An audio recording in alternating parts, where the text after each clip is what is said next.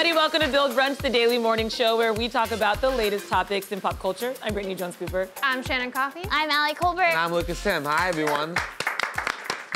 Today, we're going to talk about Hulu's groundbreaking new series, The Act, Jezebel's controversial article on Jagged Little Pill, and fun outdoor activity ideas for your next date. Plus, Nikita Dragun joins the table to discuss her new cosmetic line. But first, I want to give a toast and shout out to our friends at Lady Gang. Yes. Kelsey, Becca, and Jack for sending their wine. Lady Grigio, we love you guys. We're our own Lady Gang. I love drinking like a lady. Let's get white girl wasted. Us, you two. We miss you guys. Yeah. Woo! Well, let's jump right in, guys. If there's anyone you want next to you during a transportation emergency, it's Keanu Reeves. The actor's flight from San Francisco to Los Angeles had to make an emergency landing in Bakersfield where passengers were transferred to a bus. Luckily, Reeves was there to entertain passengers during the drive by reading fun facts about the city until they reached their destination. What an American hero he is. Seriously, this is like my literal dream. Like every time I see anyone on a motorcycle, I'm like chasing them down, hoping it's Keanu Reeves.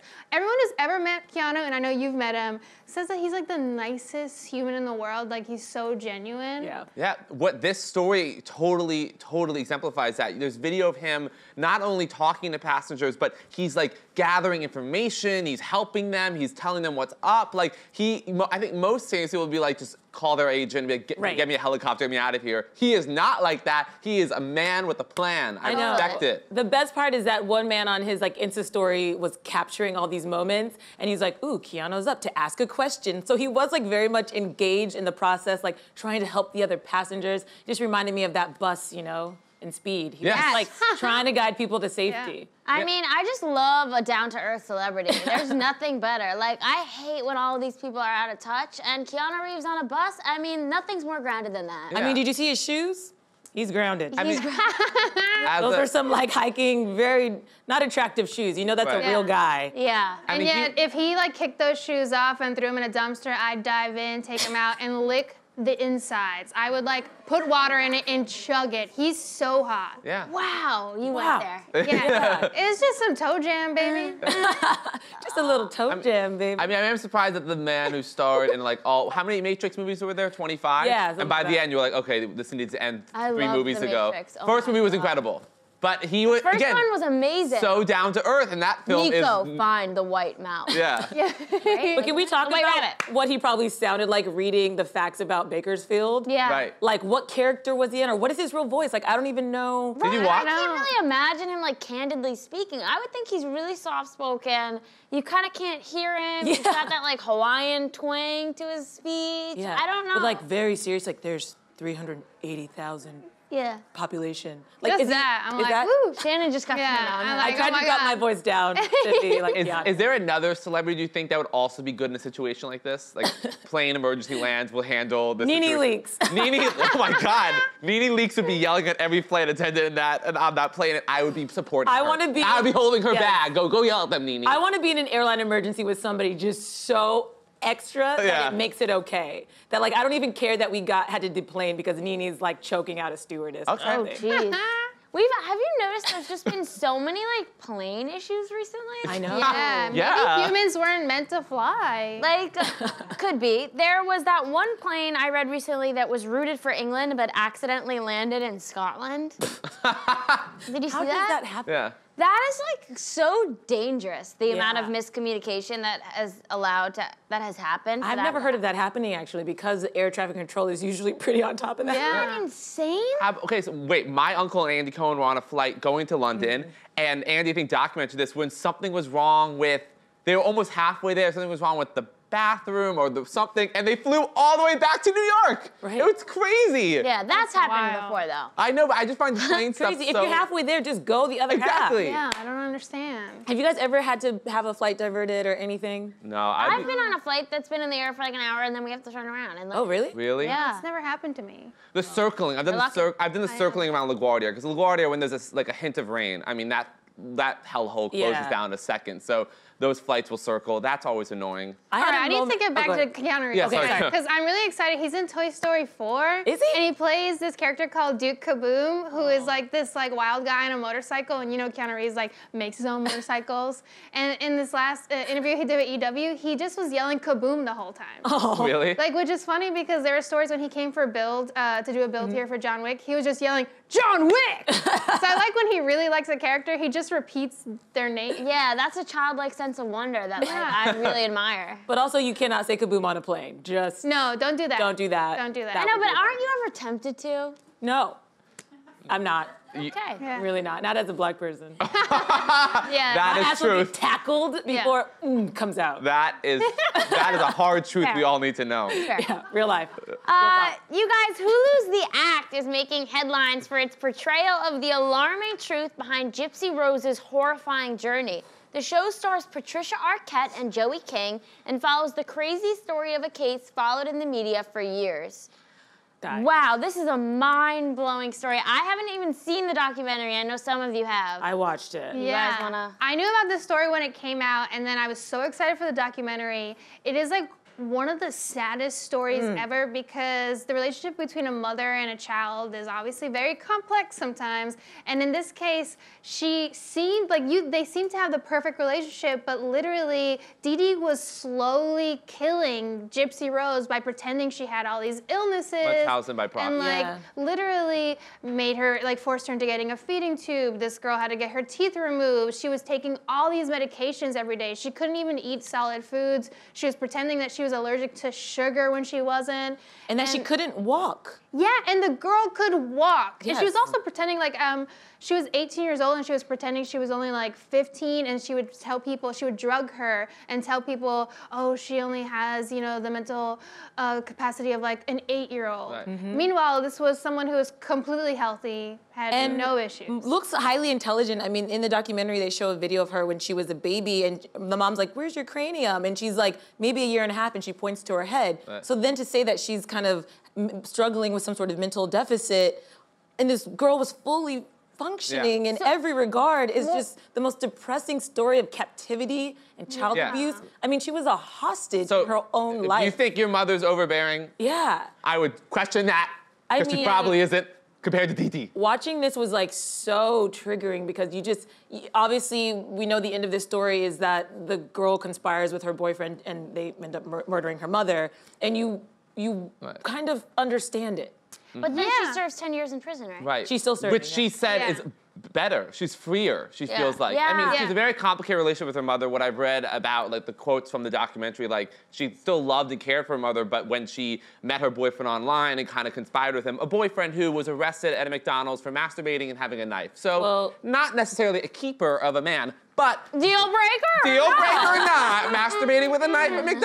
I don't know. Yeah, but when you're a prisoner in your own home, limited options. Limited options. It's really hard. Girl, we all understand. It's hard out there. Take what you can get. But yeah, no, it's one of those things where, like, you know, I never believe that killing is justified, but when you've been tortured for so long, you do what you have to do. I mean, you're desperate. You're desperate. For me, it seems like self-defense. Yeah. Like, I feel very bad that she even had to serve any time at all because her mother was literally killing her slowly since, like, she was a child. So I'm like, honestly, she was gonna die if she didn't get out. Right. It was torture. Her mom was torturing her for her entire life. I haven't seen the documentary. I haven't started watching the show yet. All I know is basically this article covering the story, which I've heard about in the media. But were the medications killing her slowly? Is that what was happening? So the mom would go and say, like, my daughter has these symptoms, but she was giving her medication that was causing those symptoms. And so the doctors would do a surgery or do, you know, a procedure because she did have those symptoms, but her mom was making her have them. So everything from having hearing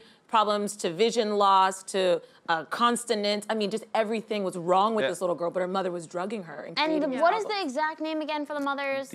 Not much housing by proxy. Yeah. And that's deriving pleasure from that. Yeah. Right. It's from the attention that she was getting because she was basically a wish kid. And so this mother was seen as this doting mother, loving mother, sacrificing everything in the public, but privately she was a monster. But she wanted Gypsy to be sick. I mean, Yeah. that's the whole, like, if you watch Sharp Objects, But it's so she can get don't attention. tell mama. Yeah, exactly. But you know, not only was she lying to doctors and pretending she lost all her hospital records because of Hurricane Katrina, but she was like financial fraud. Oh, there was a yeah. ton of other crimes involved. And what we were talking about, like how Gypsy really should be in intense therapy, not jail, because one of the experts was saying like she's slightly sociopathic because her mother made her this way. Like she's learned so much from her mother, who was a sociopath. A master manipulator. Master manipulator. Now Gypsy knows how to manipulate people. Right, so it's hard to be like, is Gypsy completely okay? Like with her her real father and her stepmother kind of debate over like, I don't know, like, would she be safe to live with us, you know? What do we think about the dad, Shannon? I'm curious. What about the dad? Like, what are your feelings on him? Because he sort of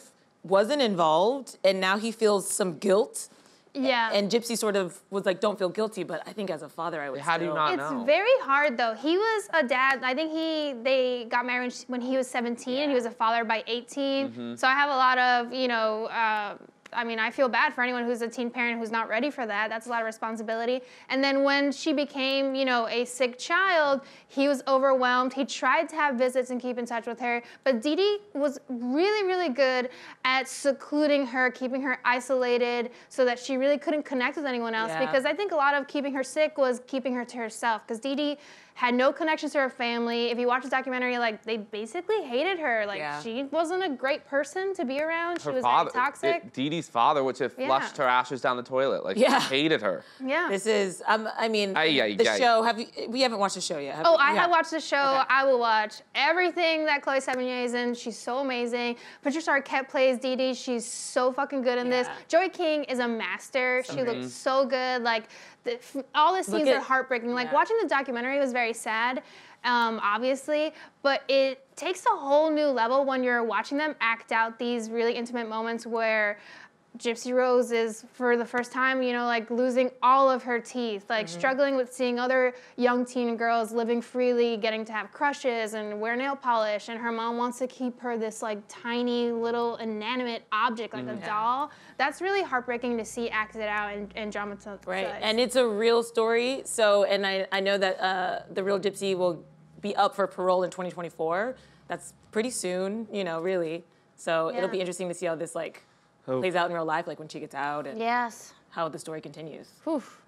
Yeah, interesting. Well, in other news, Jezebel has angered internet users by posting an article saying that Alanis Morissette's Jagged Little Pill is actually very bad.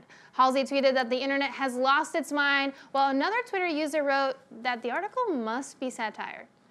Yeah. This is, I don't understand why they took the time to come back for an album that came out in 1995 and be like, this is actually trash. I'm gonna tear this woman down. But it's not trash. That's it's not. Are people agreeing with this? Mostly no. I think like 99% no. What's interesting about this review, it's this writer, Jezebel, who was like, my husband was saying the album was bad, so I was gonna prove him wrong, and I got it on record, and I listened to it again, and I was like, wow, like she really like goes after the lyrics and says basically like, because the lyrics aren't perfect or weird, and because she's no longer the teenage girl she was listening to it, that the album really doesn't stand up. Of course, it's culturally significant and sold like 30 million copies, but it's not good.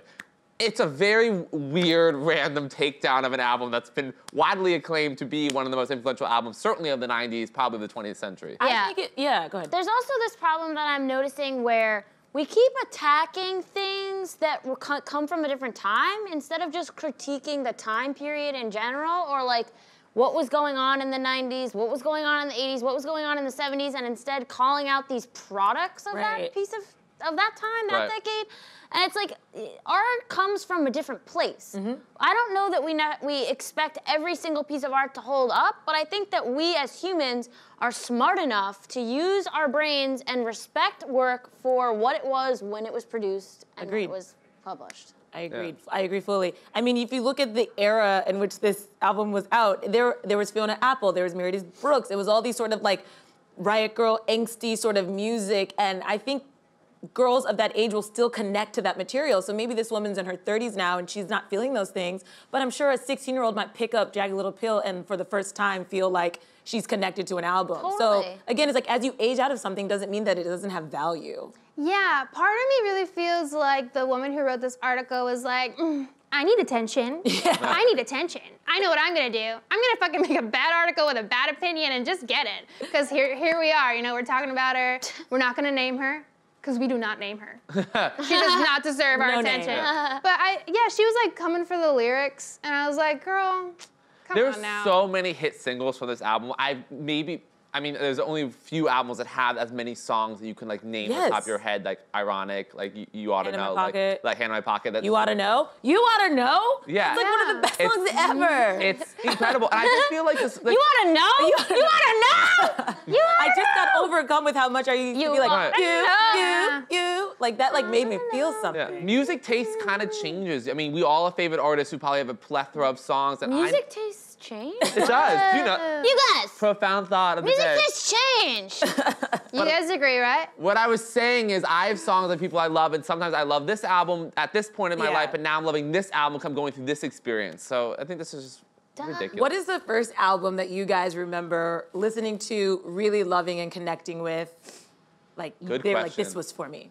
Damn. Oh man, I used to really love like Patsy Cline and like the Beach Boys. Those were the two tapes that I would put on my like sit in front of my house and like sing and be like, I'm definitely gonna get discovered. And people are like, what's wrong with you? First full album, of course. Obviously. I was 7 years old, Madonna's music. I had no idea what she was talking about most of those songs, but God, did I love Hey Mr. DJ. Hey Mr. DJ. Oh, that's a good one. I was 6 years old, loving, God, they should, yeah, a lot was explained back Cheers then. to Madonna. This is like your one move, dude. I love cheering. No, but he's just like, it's like, sorry. I support So your I support it. Your plethora of moves, your plethora of wide range of moves. You know what? Come at me on my Insta. Yeah. Hey guys, you want to hear my favorite album? Yes, I do. Brandy. Brandy's album where she had The Boy's Mind, Never Say Never. I listened to that album and like felt things. Wow. What'd you feel? Like love, like what is love and like feelings and like breaking up. I was like 13, I had no idea. Brandy is my Cinderella. Because Whitney Houston and Brandy, that movie. Impossible. Playing country. That movie. Why are you down insane. there? Amazing. Why are you down Why there? are you down there? Why are you down there? Oh, God. Oh. Well, as the weather gets warmer, the outdoor activity season is upon us, leaving romantics everywhere racking their brains for some outdoor date activities. Pop Sugar has posted some ideas to make your spring and summer date planning much easier. Let's dive in. Dating outside. Sounds like a reality show. Honestly, outside dates sound fun, but they also give me a lot of anxiety. Because sweating? Sweating. Ooh, sweating. Sweating and just like, I want to be comfortable. What if I have to go to the bathroom? Like, what if I'm thirsty? I don't know. This is like a third, fourth date thing. Exactly. Words in my mouth. First date, rooftop, sure. Drinks. See how we just like, we fight and then we like, that's right, yeah. And me and Shannon are like, what is going on? Maybe dinner the second. Third date, maybe let's do an outdoor activity because then you can see me sweat. Yes. Because you like me enough already. Yes, I don't think this can't, outside dates can't be a first date. I don't think. I don't sweat, so it doesn't matter to me. Yeah, I'm also, no one's dating me based off of my looks, so That's not true. it's fine. Not true. It's just people date me from my inside. You have body dysmorphia. You're Shannon, so cute. there are plenty of pretty. shallow people out there who would just date you because you're pretty. You're so pretty. Yes. Stop it. Look how cute you are. You're Where the are fun. they? Alex, shut up. You're pretty. That's all that matters, Shannon. You're pretty. I'm taking a Lucas movie. Cheers to Shannon's beauty. Here's the Shannon's beauty, you sexy I'm not- bitch. I wasn't trying to be hungry for attention like that bitch from the Alanis Morissette article. I really was saying that like, I feel like I have a more freedom to do nasty dates because I feel like people are like, I like her because she's a little Satanist, you know? Like they like me because I'm weird. So what's like a nasty first date for you and like another Satanist maybe? Oh man, so when Lucas was like, oh, this story's gonna come up, I bet that you have a funny story, Shannon. And the first thing that flashed into my eyes is I remember bar hopping really late at night with this guy that I met at a party who was hideous. He was so ugly, I loved it. And like, I remember we couldn't find a bathroom, so we took turns peeing in a subway stairwell. And I remember as our urine was intertwining me thinking, this is love. Wow. Woo. Yeah, you know? It's like Slow clap that. Someday you'll meet again. I'm sorry. I want to see that like New York romantic comedy movie. Like that is wonderful. Literally Broad City. I want to see Shannon and some dude peeing fountains on the 6th. United. Yeah. I don't love outdoor dates because they're harder to leave. Oh. So like I went to an outdoor date, we watched like a movie on one of those big screens and we're sitting there and like he got into these like really controversial topics like politics, race, and then like every time I would like have an opinion, he'd shut me down. I remember this guy. So then it wasn't like we could just leave the place. It was like, I'll walk you to the train. I'll walk you to your platform. And I was like, leave me alone. Versus if we were just in a bar, I'd be like, deuces, and leave. Right. I see what you're saying. Yeah. Oh, that's funny. This Pop Sugar article says, picnics. I love they did water balloon fights, which cool. Like I thought this Pop Sugar article is really creative. They like chalk drawing. Like what? Yeah, cool. play with chalk. Like, hey, would you want to come over and chalk draw on the sidewalk? Imagine someone said that to you. I would honestly love to, but like I don't know what sidewalk we're gonna find. Right. Yeah. I liked the one that said pitch a backyard tent. I was like, okay. That's loaded. That one I liked a lot, and I Loaded. also liked picnic in your car. Because they had this beautiful car with like the back that like lifts up this way and like a mattress, and I'm like, I can't picnic in like, what am I picking? Basically, You know what though? You have to, So I saw a couple do that once, and it was the cutest thing I've ever seen. They had a convertible. They were just parked normally. They had a laptop on the hood, and they had wine, and they were sitting there watching the movie together, and I thought that was the most romantic. not in New York. Yeah, not in New York. It was up in Harlem. They want attention. No, it was up in Harlem. It was up in Harlem. The streets are a little quieter. It's not like being downtown. You know, Harlem, quiet, exotic. It is tree-lined, beautiful brownstones, historic. Check it out if you haven't. But it just was such a quiet street, and I was just like walking back from dinner, and they were watching this movie together, and it was so romantic. Good for them. Well, that's cute. nice. If not, I guess you could hail a cab. And like just And pull just- it over and be like, to charge us by the minute, open the pop trunk out. and Wait, guys, I just remember the last date I went on was pretty much an outdoor date, and he was like, you want to get ice cream? And I was like, yeah, sure. And we got ice cream. He was like, you want to walk around? And he brought his dog, and I was like, no prob. But then the whole time he just kept on trying to walk me home immediately, and I was like, wait, what's going on? Why are you trying to take me home? Oh my God, I hate that. So he just got you for ice cream and took you home? Yeah, and then I was like, I don't want to go home. And then I forced my way into his apartment, and I made him make out with me. Oh, that sounds so fun. Winner! another slow clap for Shannon. It was consensual. Don't worry. I went on this one date. I went on one date that was so amazing. I thought I loved the idea of this. Yeah. I was on a date with this guy, this different time, and he was a grad student at Columbia, and he was working on like 3D printers, and he brought me to the lab and was like showing me how to like print things and use the machine, and I was like, this is like so charming, I thought. And then we like walked around a park, and then he never texted me again, except 2 years later he texted me and asked me if I had a camera he could borrow. Whoa. Can he make one with his printer? I just like slow clapping. Blow job ghost. A blow job ghost. Hey. Blow job ghost. I like the way that sounds. Me too. And now it's time for today's guest. Nikita Dragun is a digital creator and beauty entrepreneur who has taken social media by storm. She recently released her cosmetic line, Dragun Beauty, which was inspired by her journey as a transgender woman. Everyone, please give a warm Build Brunch welcome to Nikita Dragun. Woo! Oh my God. Yes! Work. Take your time, girl. Take your time. I'm gonna just kneel. Oh my God. Hello. Hello, beautiful. Best walkout we've ever had. Take your time. Oh my goodness. Hi, everyone. Hi.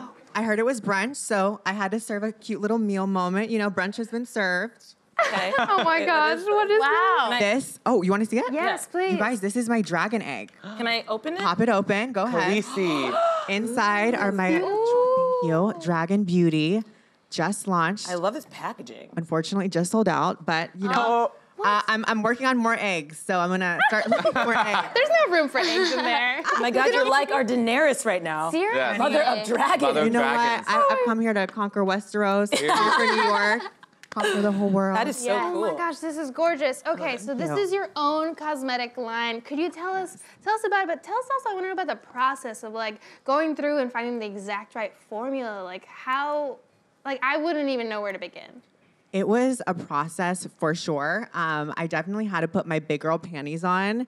I have been approached, obviously, in my journey by so many makeup brands to just slap my name onto something and sell it and get a cute little coin. But I really wanted to do this for me. This is 100% me. It's a trans-owned brand for trans people and for all people. And I think that's so important in, our day and our world with all the craziness that's going on. And it was a really tough thing for me to do, but I've got there. And it's, girl, when I tell you there are so many shades of orange, I have an orange color corrector in here and I have a transformation face powder, and I just wanted to make something for absolutely everyone. And that's what I was able to do. All encapsulated in my dragon egg. Yes. And this is supposed to inspire people to live their fantasy. So how do you think this is going to empower people?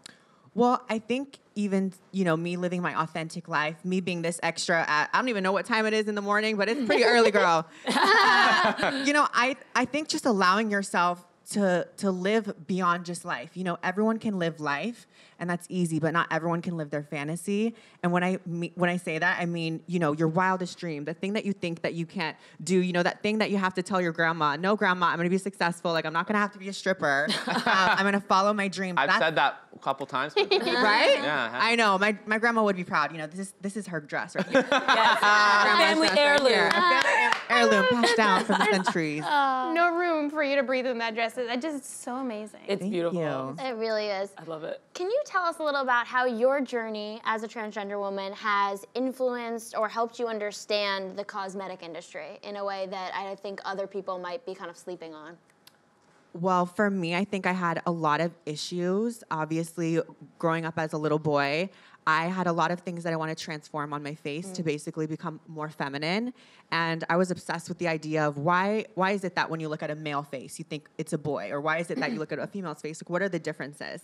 So I was studying human anatomy and learning the bone structure of things. So I really have always used makeup in transformative ways. Yeah. I'm very real with it. I don't look the same without makeup, but None of us do. Honey. Yeah. just remember, I do look like this with makeup, bitch. Right. So that's what I gotta say to that. But for me, it was always about transforming myself into the glam goddess that I've always wanted to be. Yeah. So I learned so many tips and tricks and things that I think that people were kind of keeping as beauty secrets over the years, Right. whether it was from drag queens, whether it was from showgirls, whether it was from, like a neighbor or someone who was just really, really glam. I was at home mixing these products myself. My color corrector, I was mixing as lipsticks and pigments and just experimenting. Yeah. And I guess I just never saw someone kind of cater that to the market. And with this dragon egg, even with my good girlfriends, with really anyone, it's kind of this thing that's like, oh wait, you can really do that with makeup. You can really do this one little step, and it's going to transform your whole face and give a little catfish fantasy, make you look that much better. Yes. Yeah. And how has social media and being an influencer in that space impacted your career and your life? Because it's really given you this amazing platform. Yeah.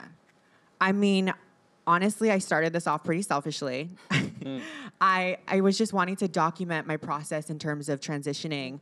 I had so many questions, and I've always had this kind of rebel mentality and wanting to show people, that I could do it, that no matter what anyone said, that I could be that person that was going to make the difference. So for me, with this platform, as it's grown over the years, as I've somehow remained myself, as I've not gotten lost in all the craziness, I think it would just be such a shame for me not to do something with it. 5 million people around the world watching my stuff, looking at my snaps, looking at my cute little Tatiana moments, And I want to impact more. I want to stand for something. I want to change, if not just one person. So I think, after all the things that I've done, I've really just opened people's eyes to what a trans person is really like. And obviously, yes, I'm trans, but that's not my entirety. You're not just a woman. You're not just, whatever. And you mentioned that rebel mentality, and we saw that when Victoria's Secret made the decision not to include transgender models, and you were like, fine, I'll do my own show. So why was that important for you to step out like that? Because that's when I first saw you, and I was like, yes, let's do this. You know what? I was like, bitch. Yeah. You think that a trans girl, a plus-size girl, cannot sell the fantasy? Right. I was shook, to say the least. And so, but I could have just gone off on Twitter. I could have just made a whole little rant. But we see people just forget things in a week and on to the next topic. Yeah.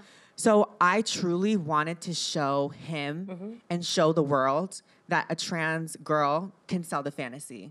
And so I recreated the Victoria's Secret ad campaign, their most popular one. Took a good amount of money, not gonna lie. Took a cute little But look at it. I cute mean, little check. Gorgeous. Thank you. Gorgeous. And I just wanted to make something powerful, to make that fantasy and to show people and everyone. And it created such a movement, and I think that's what really inspired me to go forward with Dragun Beauty. You know, I think the world is opening up and really needs stuff like this. I feel like what you're doing is so great is you're challenging institutions. I think often people don't need to be challenged. I think the beauty industry, Victoria's Secret, we kind of just embrace like what they deem as beautiful or right. So I applaud you for what you're doing. I think it's really important. Thank you so much. So you just said that you kind of became an influencer kind of selfishly, which I think a lot of us, I want to be. What advice do you give me or someone who wants to kind of become an influencer and Instagram and is trying to establish their brand? I would say, first of all, I think a lot of people are like, oh, I want to start. How do I start? Right. And I always just say, just go for it. Like you're never going to be prepared. You're never going to be ready. You're never going to have the right lighting or the right equipment or know all the right editing stuff. You just have to do it. And the second thing is, especially in the beginning, I was comparing myself a lot to people who have done this, and I wanted to emulate them, and I wanted to be just like them. And I think that when I authentically was true to myself and kind of created my own lane and kind of really just said fuck it to everyone, I noticed that people just started catching on. So I think, you know, obviously be smart about it, know what to do, but also I think people nowadays can sniff authenticity in a second. Yes. Right. And if you're just not yourself, girl, who else are you gonna be? Right. Who? I love that. And what's next for you? So you're doing the makeup, but like what else do you want to conquer? Well, I mean, obviously with this beauty line, I'm gonna be hatching some more eggs, despite my snapback that's going on in this tiny little dress right now. I'm like, ooh. And I do want to develop a full beauty line. I want more eggs. I want to continue on that. I obviously want to continue pussy stunting and creating fantasies and moments. But also, I think I just want to continue to break down these barriers and these doors. I definitely don't look at it as I need to be the first one to do all these things. But I'm like, bitch, if no one else is doing it, honey, do it. Girl, I guess I just have to burn down every kingdom until I get to the iron motherfucking throne. Restaurants are coming. Yeah! Damn straight. Woo! Oh my gosh, well, we cannot wait. We will be burning in the fire with you. Nikita, thank you so much for joining us. Thank you. Thanks guys for having me. And everyone, make sure to check out Dragun Beauty at www.dragunbeauty.com. That's all from us. We'll see you all tomorrow. Same time, same table. Bye.